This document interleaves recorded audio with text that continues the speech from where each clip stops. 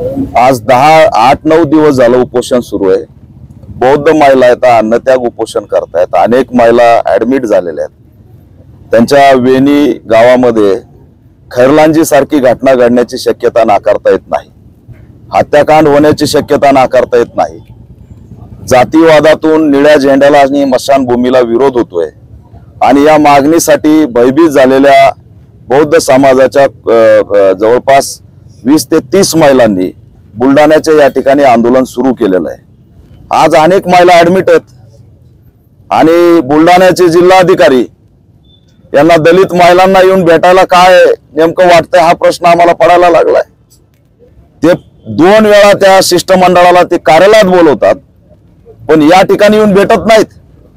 ते आता उपोषण सोडण्याच्या सुद्धा तयारीत आहेत पण तरी सुद्धा त्यांना आश्वासन द्यायला सुद्धा कलेक्टरला इथं येऊ वाटत नाही।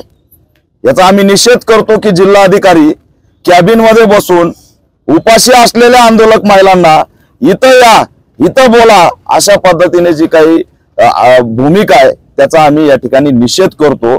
आणि या गंभीर प्रश्नाच्या ज्या ज्या मागण्या आहेत, एकतर झेंडा काढायला तहसीलदार गेल्यानंतर केवळ डॉक्टर बाबासाहेब आंबेडकरांचा विजय असो म्हणला म्हणून या महिलांवर आणि तरुणांवर म्हणजे जवळपास 30 जणांवरती गंभीर स्वरूपाचे गुन्हे दाखल केले।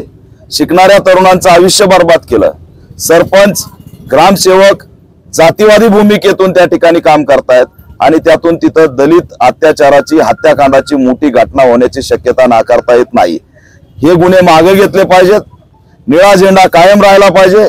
स्मशानभूमीची जागा मिळाली पाहिजे आणि आंदोलकांना सन्मानपूर्वक वागणूक देण्याचं काम बुलढाणाच्या जिल्हाधिकारी किरण पाटील साहेब यांनी केलं पाहिजे।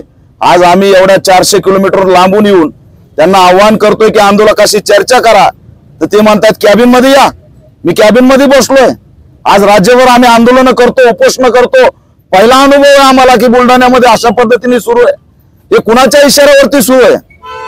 इथं राजकीय पाठबळाशिवाय यांच्यावरती अत्याचार झालेला नाही अशी गंभीर स्थिती आहे। म्हणून आज मी या पीडित कुटुंब सगळ्या समाज बांधवाला भेटायला आलोय, त्यांचा आवाज राज्यव्यापी करायला आलोय आणि यापुढे जर त्यांच्यावर अन्याय झाला तर पॅन्थर स्टाईल उत्तर दिल्याशिवाय आम्ही राहणार नाहीत। पोलीस प्रशासनाने आणि जिल्हाधिकाऱ्यांनी तात्काळ गावामध्ये शांतता कमिटीची बैठक घ्यावी आणि तिथं शांतता राहील, सामाजिक सलोखा राहील, दलित समाज सुरक्षित राहील याचा असणारा ते प्रयत्न करतील अशी त्यांच्याकडून आम्ही आज अपेक्षा बाळगतोय। आणि थोड्या वेळात या ठिकाणी त्यांनी जर रिस्पॉन्स नाही दिला तर हे आंदोलन राज्यव्यापी केल्याशिवाय आम्ही शांत बसणार नाही।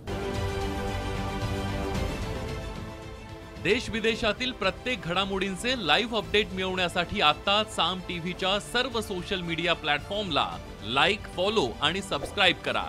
तसंच सर्व नोटिफिकेशनसाठी बेल आयकॉन प्रेस करायला विसरू नका।